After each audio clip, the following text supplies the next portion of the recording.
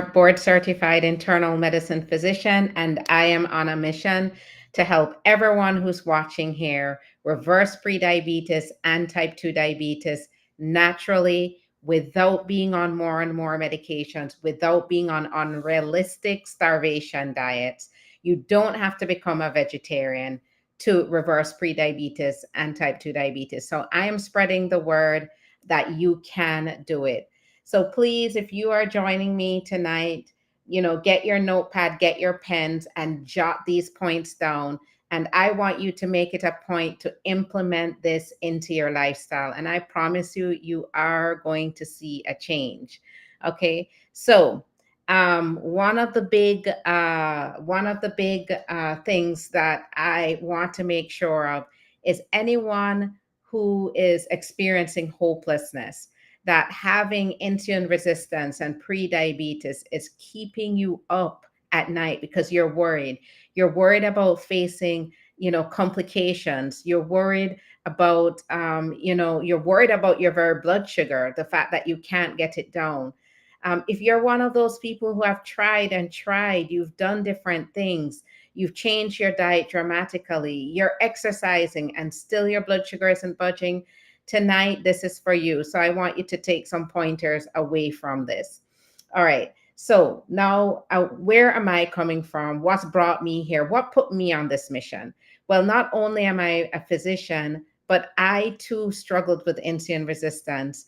Yeah, I was 40 pounds, heavier, and I was on the verge of starting my first blood pressure medicine. My cholesterol was through the roof. And yes, I was showing significant signs of insulin resistance. I decided to make a change, implemented those changes into my lifestyle, and my health, my outlook, my health is so much better. And so I decided to launch an initiative that would help other women just like me reverse insulin resistance and to take back their health. So, that is one of the big things I'm here. So tonight, I want to share with you three big dietary changes that you need to implement to reverse prediabetes and type 2 diabetes. And I'm going to share three big habits. But before we get started, I want you to, number one, decide you're going to reverse prediabetes or type 2 diabetes.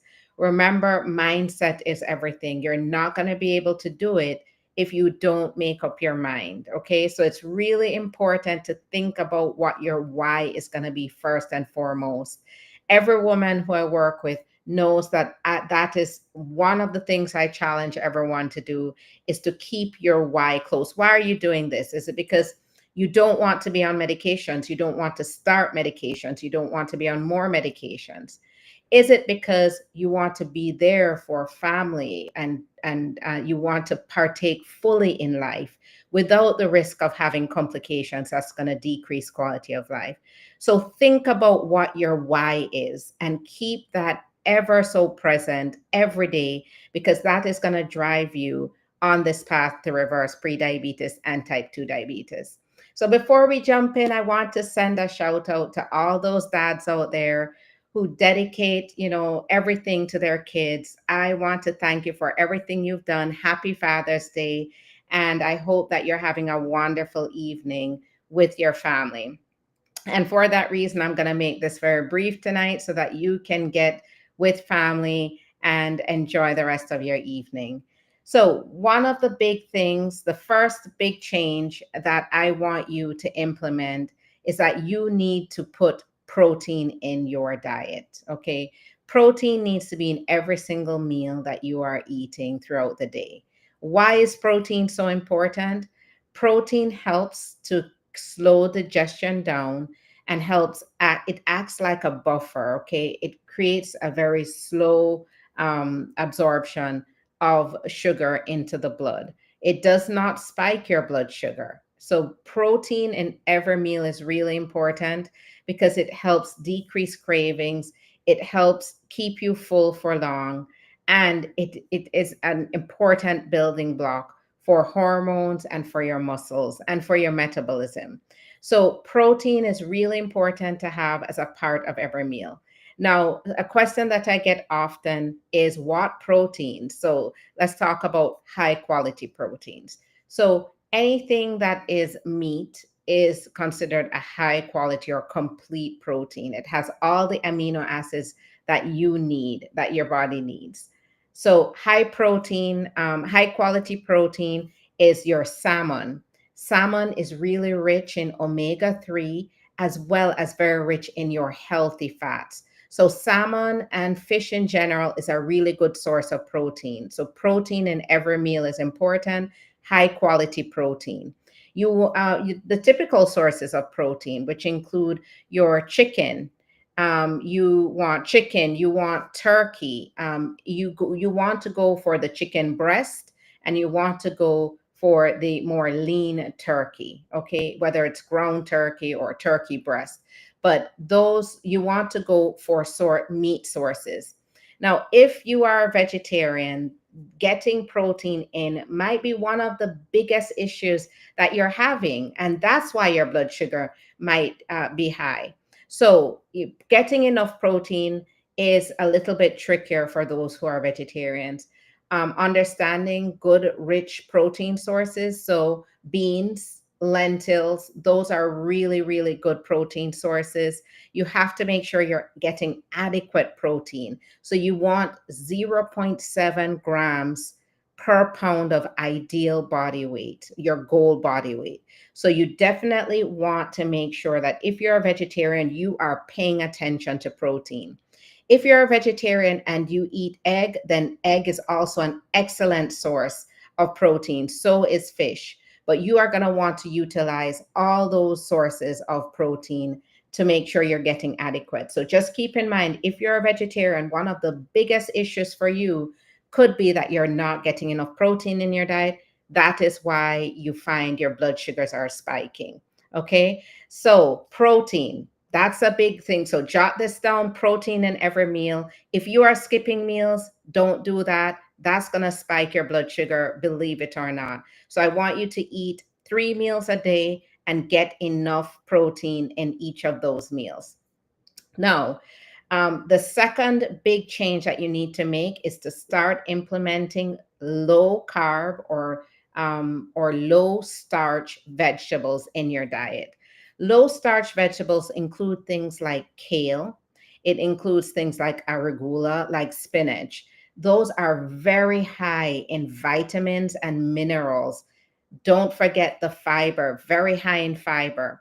It's really important, again, with every single meal, breakfast, lunch, dinner, it's important to have vegetables, basically, but low starch vegetables as a part of your meals. Implement it across the board throughout your diet. So if you're not getting enough greens in your diet, there's a big problem. Okay. So you must implement those because they're going to provide you with the minerals that you need. For example, magnesium is one of those critical minerals that is going to help reverse prediabetes and type 2 diabetes. So it's really important to implement the low starch vegetables in your diet. Now, one thing I wanted to visit here is that if you are eating salads, okay, because a lot of the pushback I'll get, or a lot of the complaint I'll get is, well, I am eating a lot of vegetables. I'm eating tons of salads, and my blood sugar is still spiking. Well, hold on, okay? You need to audit that salad. So if you are making your salad at home, you need to, number one, assess what you're putting in your salad. So if you're putting raisins in your salad, if you're putting dried cranberry in your salad, if you are putting those store-bought salad dressing in your salad, there is your problem. Okay, if you're putting those candied nuts, like those honey roasted pecans in your salad, boom, that is your problem. Okay, your salad needs to be as natural as possible. So you're either going to make your own salad dressing with the good fats like olive oil and avocado oil, or you use avocado slices to build your dressing. You want natural oils as your salad dressing. You don't want to go buying the store-bought salad dressing. If you are going to use store-bought salad dressing, check the labels. Look how much sugar is in it. those salads can have lots of sugar. For example, salads that tend to be sweet, like Thousand Island or those sesame seed dressings, those can be dangerous. And believe me, they add up very quickly. So it might look like it's not going to be that much. I didn't put that much on my salad. You would be shocked. So pay attention. If you are eating salads, great, but pay attention to what you're adding to your salads, because that could also be spiking your blood sugar. Also, remember, in your salads, you want to have a good source of protein. You can't miss that opportunity. Now, another thing I wanted to point out is that if you are eating protein, because I forgot to touch on that point, if you are looking for good sources of protein, I'm using the word high quality, because another misconception that I'll encounter a lot is that people think bacon or sliced meats, those deli meats, are a good source of protein. No, those are terrible sources of protein. They're not high quality. They're processed. They're full of salt. They're full of all these artificial additives. That is absolutely not a good source of protein. So if you are counting that as your protein source, then it means that could be where one of your big problems is coming from. So in the salad, you don't want those bacon strips or those bacon slices in your salad either. That's not considered a good source of protein. You want that chicken breast, you want that salmon, even shrimp is also a good option. Okay, so that's the second. So low starch vegetables, and I gave you examples: spinach, arugula, kale. Those are your good options, full of fiber, full of antioxidants, full of minerals, and that is going to help you combat those blood sugar spikes. Now, the third big change that you need to make in your diet, and this is a huge one, okay, huge, are the types of carbohydrates that you are using in your diet. So I know already you are all doing the right thing. Okay. You've probably been down this path. You've cut out white rice. You've cut out white bread. You don't eat those white crackers. You have cut out those ultra processed, carbs. I get that. And a lot of the women who come to me have already taken those steps. But though there's still carbs that are slipping through the cracks that are actually marketed as healthy. And you're not going to do what you don't know, right? So a lot of the foods like the whole wheat bread, okay, is marketed as healthy. And when we get counseled by, for example, your doctor says, okay, cut out white bread and eat whole wheat bread. But whole wheat bread can also be a big mistake, okay? Using whole wheat flour is not necessarily much of an improvement. So if you are going to eat anything whole wheat bread, you're going to want to make sure it fits a strict criteria. And that is by looking at the fiber. If the fiber content, so you have to check that label. So you notice a trend so far. The trend I'm saying is you need to be checking labels. And if that label has less than 5 grams per serving, usually a serving of whole wheat bread is one slice. If it has less than 5 grams of fiber, that is not for you.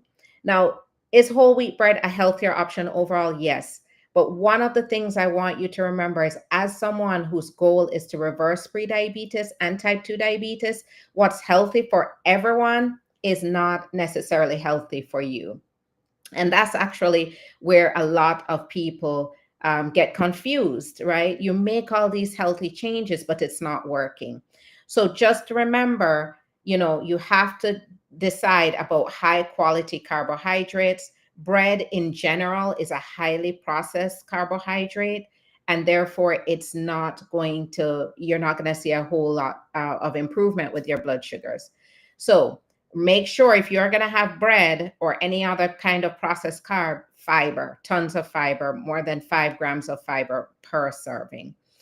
Now, the ideal carbohydrate are the really complex ones that have fiber built into it. So, for example, let's talk about sweet potato. Sweet potato is a complex carb full of fiber and full of vitamins and antioxidants. That is the type of carbohydrates that you want to build into your diet. That's the one that you're truly going to see an improvement with your blood sugar, and that is going to prevent those blood sugar spikes. Why do complex carbohydrates benefit, even though it is a carbohydrate? Why do you find less of a spike? Is because lots of fiber. The fiber content is important. So you're hearing another trend, and that trend is fiber. Okay. So it's really important that if you're going to eat a complex carb, that is what I call a high carb vegetable. Okay. So that is your sweet potatoes. That could be your carrots. That could be your squash. Those are the complex carbohydrates that you want to go through. They're natural, they're loaded with antioxidants and vitamins, and they're loaded with fiber. So there you have it, the three big changes that you need to implement in your diet today to see changes. I challenge you to do that this week. Make those changes, and I promise you're going to see changes with your blood sugar. Now, the other side of tonight, and I promise I'll let you go in just a little bit because I know this is Father's Day, so we want to give all the dads out there their time. But the three habits that you need to implement into your lifestyle, because reversing prediabetes and type 2 diabetes, nutrition is big, but habits are also a huge part of it. So the first habit that you're going to want to do consistently is walk after meals. Okay, make it a habit to walk every day. So it's very common to hear, to hear out there in the health world, you should be getting 10,000 steps a day. 10,000 steps a day, ideally. Okay, so that is true.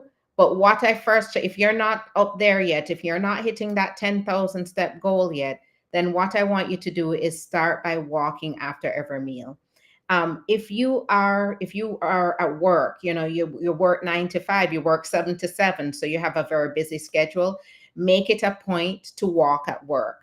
Take short breaks. Take 10-minute walks. If you work in a big building, walk around the building, walk through the halls. If you work if you work, if that's not possible, you can take your lunch break and walk around the building. So make sure that you're getting walks in. I would start with getting some walks, some steps in after each meal. And I promise you, you're going to see a difference with how your blood sugar is running. So walk, walk, walk. That is a big one. You're going to hear that consistently. And it has to be done consistently, meaning every day you build it into your lifestyle. The other habit is, and this is of no surprise either, but it is critical to control your blood sugars, is sleep.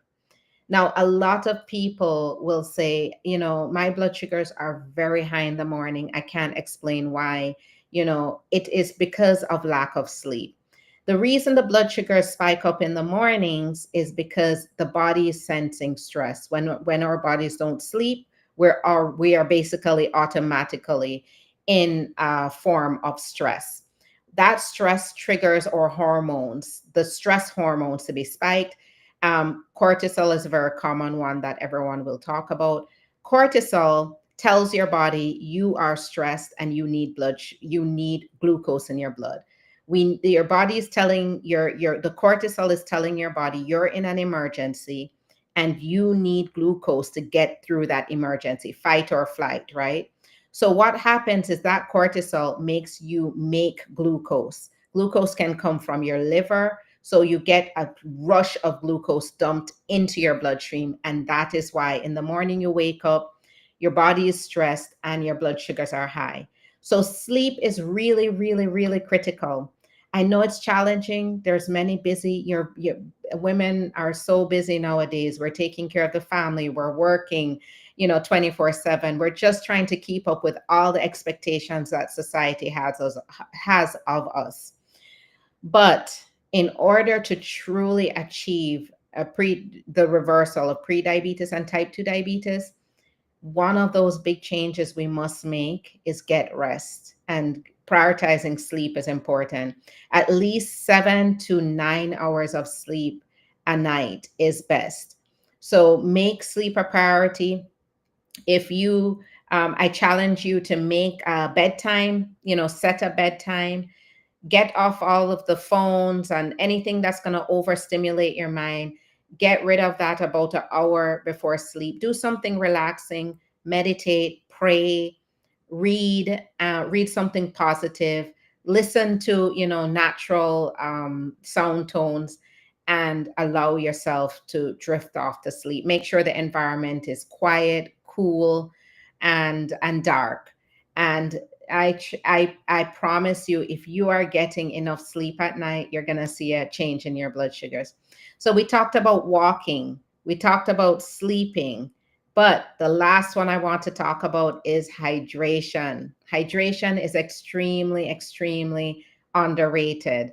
I know, and again, these are no surprise. This is of no surprise to anyone, but honestly, it is the natural way. These habits are the natural way to reverse prediabetes and type 2 diabetes. So, um, now getting enough water is critical. And I'm not talking about drinking juice, I'm not talking about drinking soda.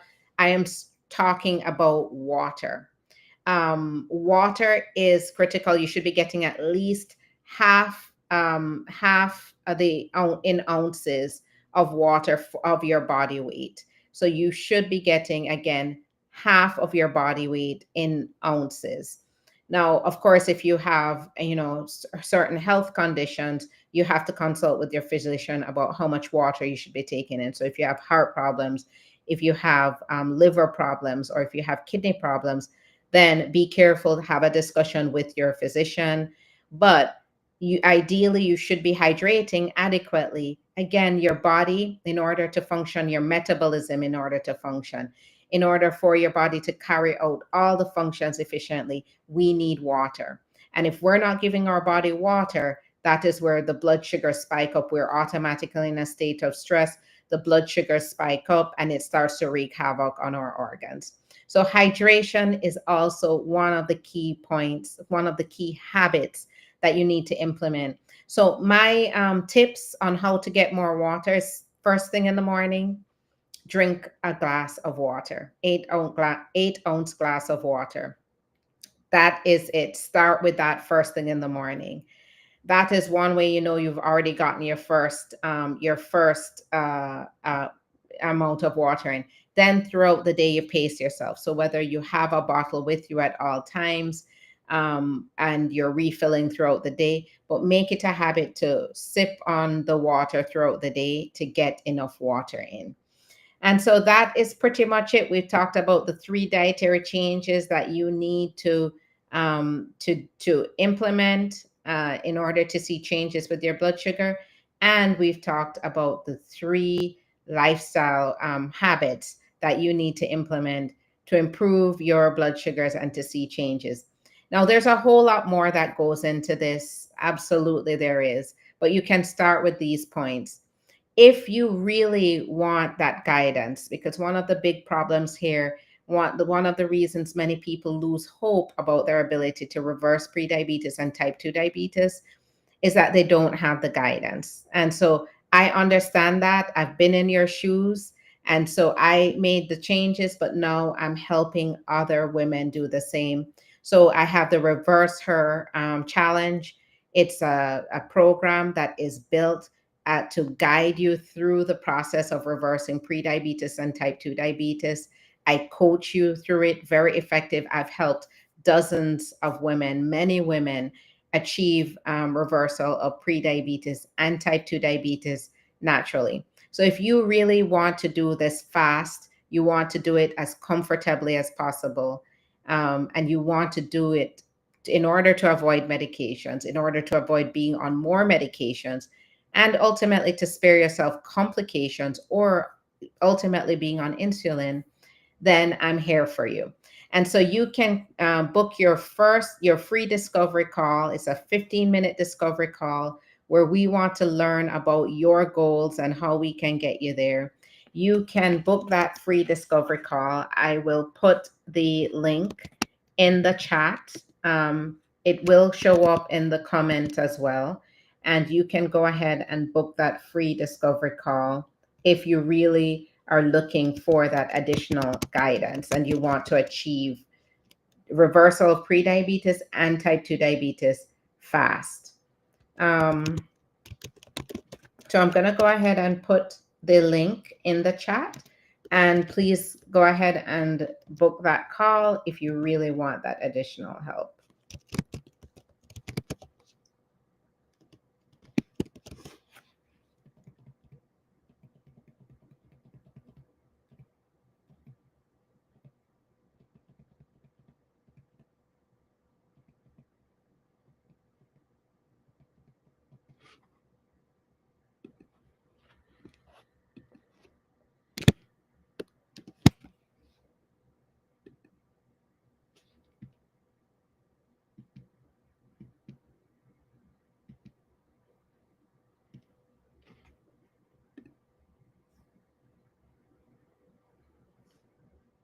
Okay, so with that, I am going to close off. Please go ahead, implement those changes into your lifestyle, and I promise you your blood sugars will look better. With that, I'm going to close with questions or comments. Any questions, comments? Is there any topic that you want me to cover in future lives?